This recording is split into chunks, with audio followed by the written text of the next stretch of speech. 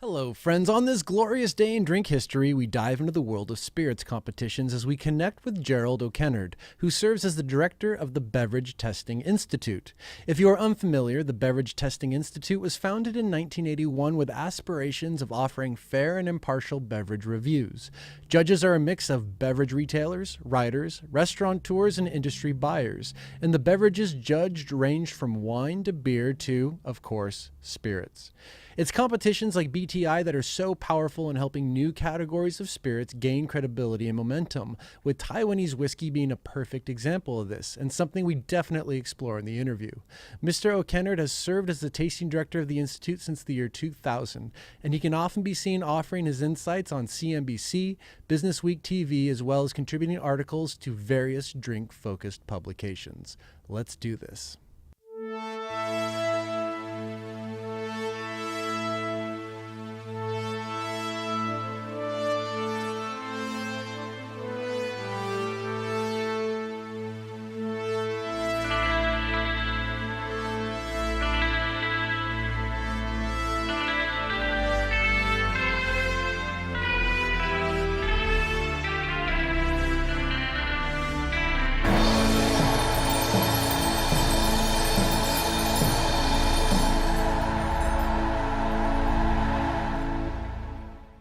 This episode of the Educational Drinking Show is sponsored by Junipero Gin, which is the original American craft gin going back to 1996 and the pioneering work of Fritz Maytag, which also makes it the gin of San Francisco. At 98.6 proof, Junipero is a bit stronger than most gins and perfect in your favorite gin cocktail.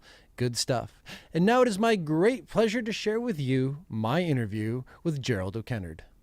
So we are a company that reviews, rates, and helps market alcohol beverages. Practically speaking, I do a lot of tastings. I do a lot of writing about products, very technical writing, tasting notes, do evaluations. So we've been doing that for a long time. The company's been around since 1981. Really? Yes. So I think we're the oldest organization of our kind here in the U.S. We did the first international wine competition, the first international beer competition, the first international spirits competition in the U.S., all different times. But so we build on that legacy. We build on, our methodology. We work with all sorts of companies to help them, like I said, market their brands. And we provide information for consumers on our site, tastings.com. Okay, so what's a typical day for you? Well, most days, especially these days, we're quite busy. There's a lot of wines, beers, and spirits. We taste all three major categories of alcoholic products. I do a lot of tasting. So a typical morning, we'll start at, let's say, 10 o'clock with our morning tasting. It could be a wine tasting, a beer tasting, or spirits tasting, as I said. What we do is we call on the top people in our area here in Chicago to taste with us. They're buyers for Binny's. They are restaurant beverage directors, bar beverage directors. You can see our judges and panelists on our site, but we taste, in between 15 and 20 spirits, let's say. We don't do more than that because of palate fatigue. Similar numbers for wine and beer, maybe going up to 25, maybe 30, depending on how busy we are. So that takes a couple hours. Then I get to recuperate, and then I go and talk to my marketing team, talk to my production team, get all our content in order. I also do IT for the company, so I wear a lot of hats and stay quite busy. A typical day.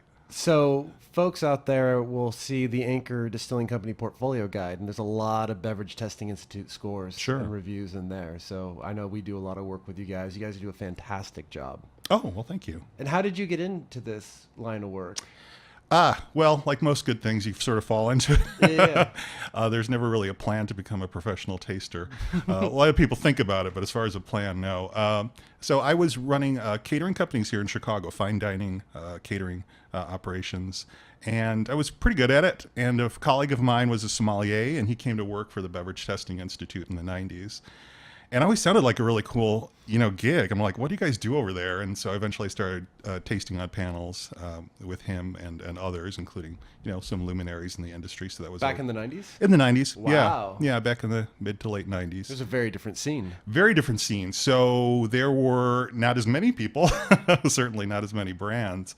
And there was a lot of just interest. There's a lot of small artisanal imports that were coming in that we were seeing. There were just the inklings of just craft spirits that were starting to come to the fore. So it was a really kind of cool time to see how, that was developing. And it was a good time for me because I was learning, so much so rapidly. And then after that, then I tried a couple stints as managing a nightclub here in Chicago called the Arts Club of Chicago. That didn't go so well. I also tried selling wine, which I was terrible at. And then eventually I started to work full time for them in 2000. So a lot has changed, not just in the beverage industry, but also media and everything happened, digital.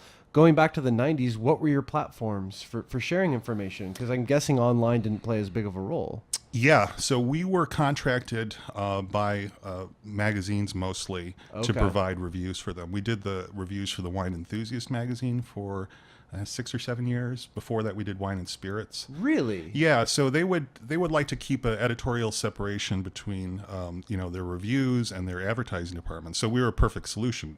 They would come to us and say, "Hey, you collect all the samples, do the tastings, give us the content, and it's independent. It's not like we're creating the reviews." And it worked quite well for a number of years. Really cool. Yeah, and then at that time too, we started publishing some stuff online. We ran something called the Food and Drink Network on AOL.com.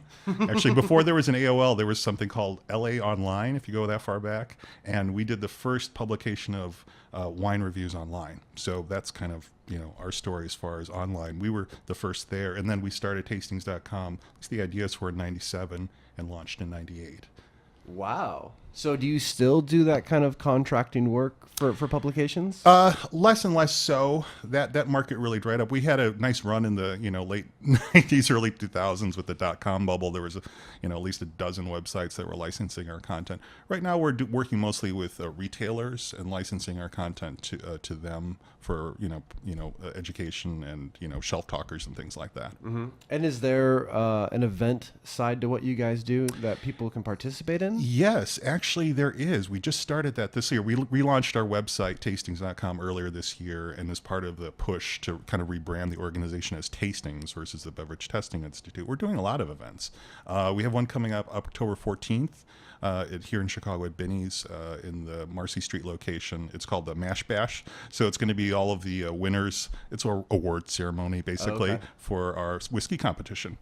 So we're really excited about that one. That's going to be a big event. We've done a bunch of smaller events kind of leading up to that for wines and beers and so forth. So yeah, it's interesting because we never used to do events of this sort of scale, and it's very cool to see new people get turned on, as I was saying earlier, to things they've never seen before. It's great. And what's the website experience like? So it's right now it's optimized just for desktop. We're building our mobile site. We just had to get this thing out there. It was like a 2.5 year huge Herculean effort to redo our website. It's quite complicated, but it's a review website, so people can go there to search for wines, beers, and spirits. They see all of our ratings, all of our tasting notes. They get to compare products. So it's really kind of an online buying guide and education site right now. Mm-hmm. As the year goes on, I'm going to be adding new content modules for food and wine pairing, food and beer pairing, cocktails, a whole range of things that are keeping me just crazy busy. And as the world of spirits expands and you see new categories emerge, how do you guys handle that? How do you guys approach that? Yeah, it's a good question. You have to approach it very open-mindedly because there's so much creativity.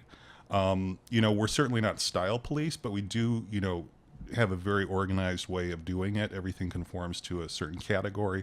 For spirits, the TTB regulation, the standard of identity, really informs how we categorize and rate products and taste them in terms of defining what it is. But there's people out there, these craft guys, that are just really pushing the envelope. I mean, I have to go through with my production team and go through categories now because there are things that are like, that are saying that they're single grain, but they're really single malt. So like we don't have a single grain U.S. whiskey category of a single malt U.S. whiskey. Now we have to adapt. And in some cases, what we do is we respond to the market. So if we see enough of some particular kind of activity happening, or in terms of brands being put out there, we'll change our categories or add categories to respond to that. That's a great example because for us, we work with Westland. Yes. And American single malt really hasn't been a category in the past, but now you're seeing competition start to give it its own place.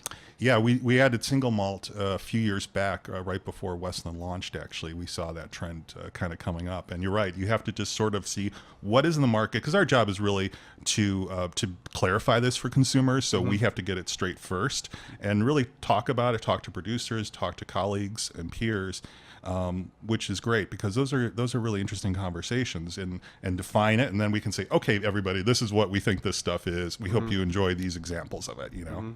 And what do you do with like a Taiwanese whiskey, like a Kavalan? Yeah, so it's interesting because there was when that came to our doorstep, and we were asked to taste it, and it was entered into our competition. This must have been about 4 or 5 years ago, I want to say. There was no category of Taiwanese whiskey. We had to make one up, right? So it's not like we lumped it in with, quote, Asian whiskey, because we already had Japanese whiskey category. We had categories for Scotch and American, and there was like other whiskey category, but we sensed that there was really some structure here. So we created a Taiwanese whiskey category. Fine.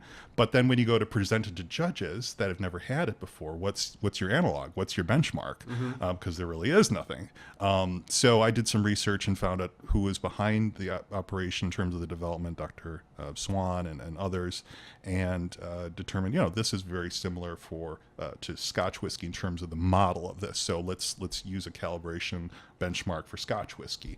And with that standard, it just kind of blew everything out of the water that we'd been seeing in these competitions.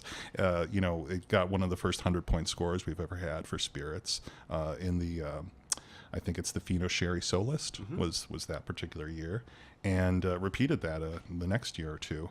So the initial reaction from our judges was, well, Taiwanese whiskey, it's going to be some kind of knockoff thing, and some of our judges had a bias because they didn't know, they weren't being open-minded to it. So we really had to pull back and kind of educate ourselves and look at it from a fresh perspective and say, okay, just look at the liquid, forget every other kind of preconceived notion, other than they're going to, after the single malt style, they're going using Scotland as an example, but they have their own unique circumstances down there that are creating these incredible flavors. At first it was like, are they flavoring this whiskey? What's happening here? It's just so intense and rich. Yeah. So it kind of shocked us, and other organizations too. As I looked into it, in England, one of our judges, Mike Miller, tastes for Whiskeys of the World competition, had won that competition too a number of years ago, and a very similar reaction to the distillers and blenders and tasters over there. They're like, whoa, what is this stuff? It's amazing. So it's so cool to see that, to see something just come right out of the gate. Nobody saw it coming. Although, looking into it, I read the statistics that 1 million people went to visit the distillery in a year, and that's incredible. I mean, so there's obviously these centers of innovation and creation around the world that not everyone is dialed into, and it's cool to see it come into our consciousness now, and people now saying, oh, Taiwanese whiskey, that's not a knockoff of something, that's just something really unique and interesting. And it's got to feel good for you guys to play a role in help introducing and really validating, something like a Kavalan. I felt that was important that we did that, and I was really proud of the work that we did there to initially to mitigate the bias against it and try to create an objective standard to evaluate it. I felt very good about that, and I was very obviously surprised and blown away and really excited that this kind of product was coming here, and was, at the time, it was not here in the U.S. It was sort of on the way, and to actually have it here and seeing it on bars, I just think that's really cool that we had that role. Yeah, and then to see other judging organizations really echo your sentiments about it too is really cool. Yeah. I don't keep too close of tabs on others. We have kind of like blinders for what we're doing, but I do know that it's won a number of awards around the world, and deservedly so.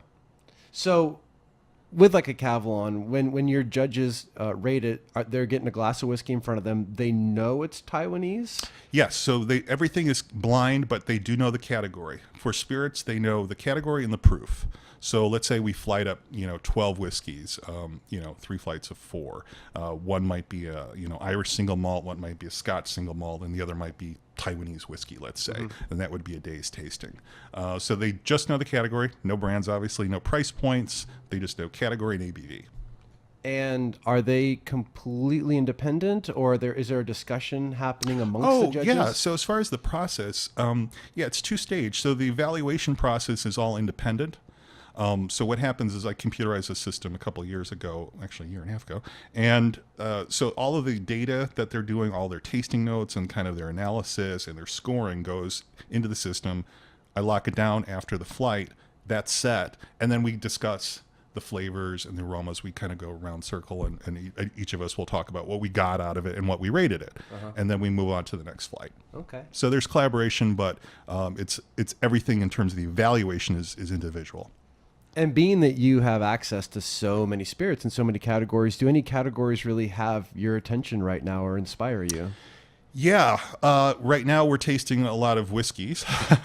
we're getting through North American whiskeys now. We just finished international whiskeys, and so fresh in my mind are the Irish single pot still whiskeys, which are incredible and did very well in the competition. The Taiwanese whiskeys, which we were just talking about, would be right there as well. And I just think that's just. Those two right there are kind of the things that I'm jazzed about and I'm excited about, because I see innovation on both fronts. In the Irish case, they certainly have the category down tight, and now what they're doing is they're playing with the wood expressions and some of the other variables that distillers will always do, and getting really great results.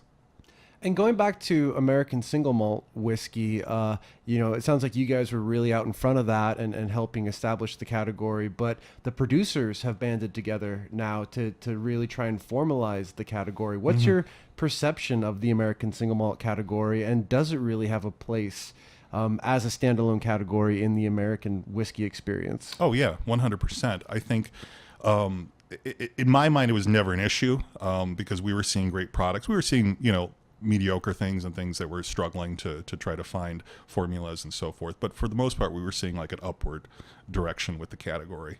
And I think it's really great idea to coalesce and to at least have some sort of industry understanding of the category and the possibilities. And then, I would say petition TTB to certainly recognize it as a category would be the next step. But as far as the innovation, it's where people are innovating. So you have to respect that. You have to say, okay, this is what people are getting into. This is what they're exploring. They're really interesting products coming out. It's a real thing, So if we want to codify it, that's great, but just keep on making it is the main thing.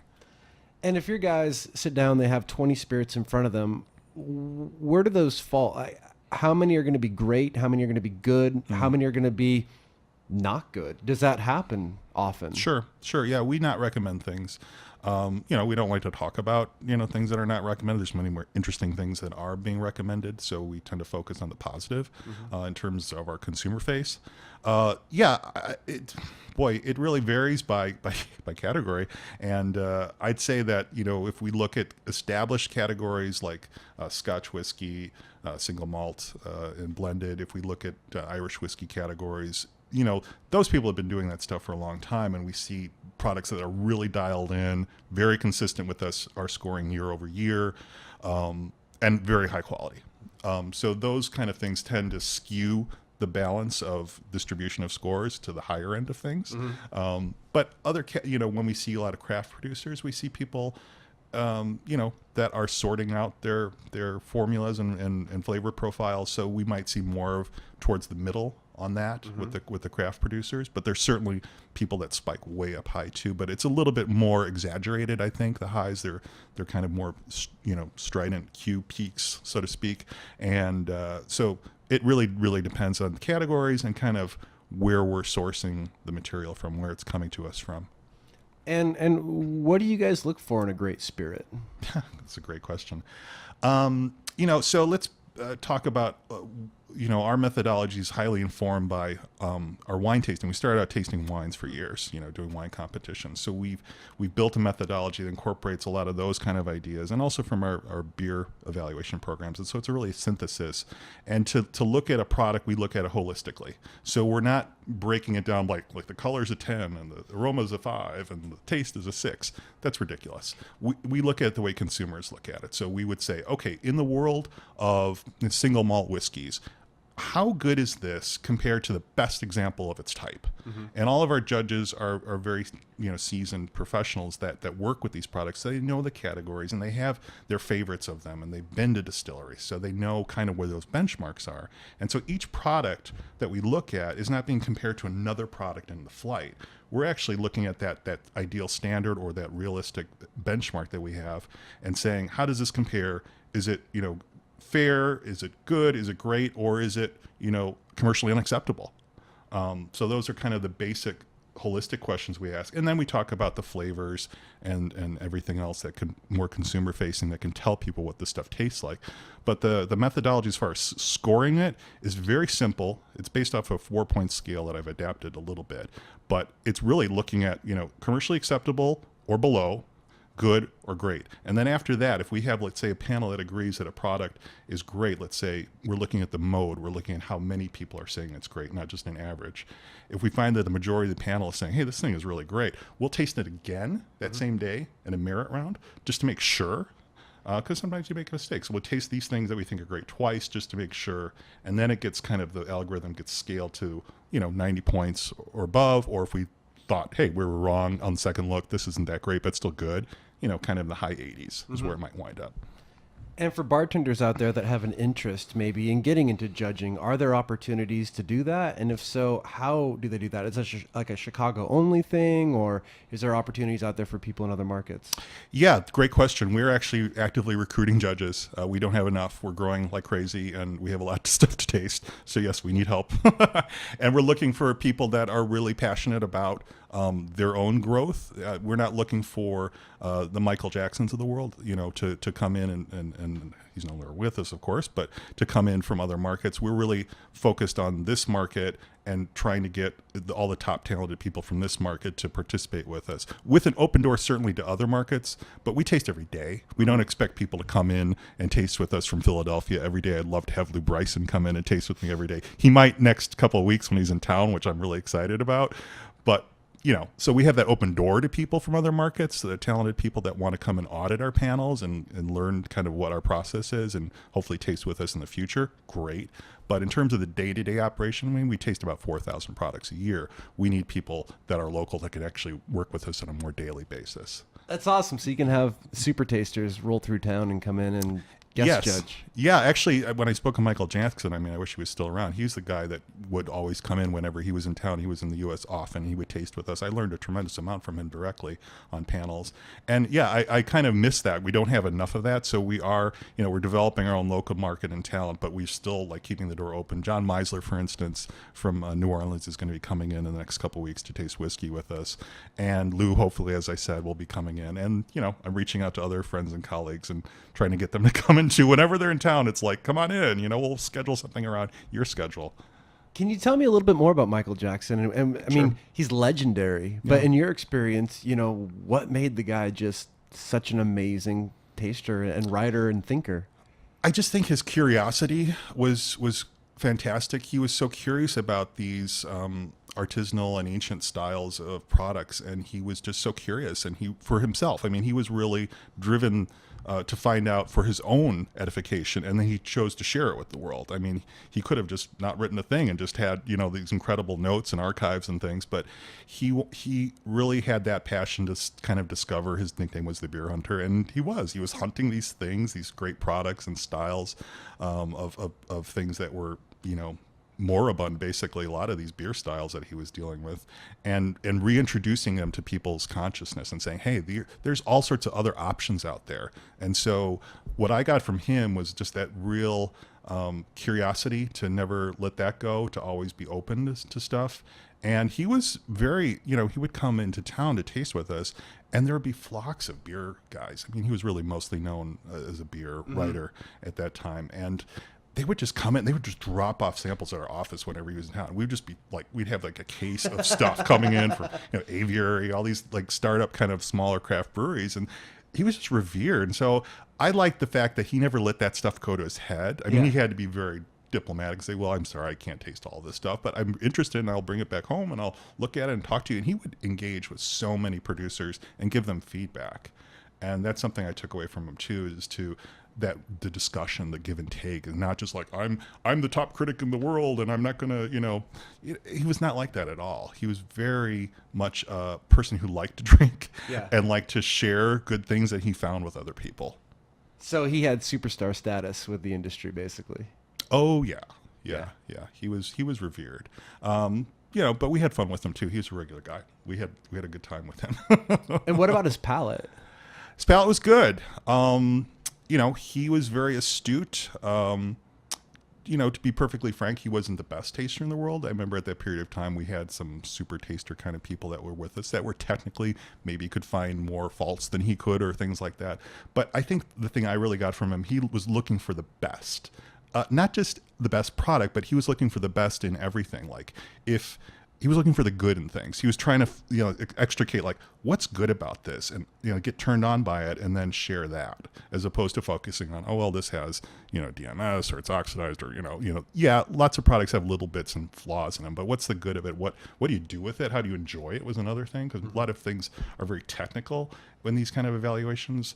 He was always like, well, this would be a good thing to have with this kind of food, or this would be a good thing to have in a cocktail. And he would talk about that. And I was like, okay, application. Think about how people are going to use this stuff and turn them onto it and really experiment. Like I experiment all the time coming from a culinary background. And, certainly that's exploded exponentially with the bartenders around making all kinds of cocktail combinations that are just amazing. And like, take it home. Like, try it out. I said this might be good with a cheeseburger. Is it good with a cheeseburger? Hey, actually it is, verify it, not just make it an extrapolation and say, oh, I think it's going to work, therefore it's true, but test it. How do you see your world evolving into the future, whether it's your process, whether it's how you influence the industry, the culture, consumers, how you, share information? How is your world going to evolve? I think the path for us as an organization is education. Yeah. I know you're intimately involved with an organization that's focused on that too. And I think that's really the future, and it's our future as a business. We have to take all the things that we're doing and discovering and share that at a wider audience. Basically, my vision for the next 5 years is to create an online tastings university where we could start with spirits, which is kind of our bailiwick and our unique strength, I'd say, and expand that and offer people insights into what we've discovered, give them basic training, and then take them to the next level in terms of their tasting abilities. For professionals, how to really evaluate spirits so that you can make good buying decisions for your organization, and then what are the best applications, as we were talking about. How to write menus, cocktail menus, how to do a lot of the practical things that, some of the other certification entities and courses touch on, but, I'd like it to be a very practical one. I'd like it to be very nuts and bolts for the industry professionals. And any trends that you see bubbling, categorically or otherwise in the world of spirits?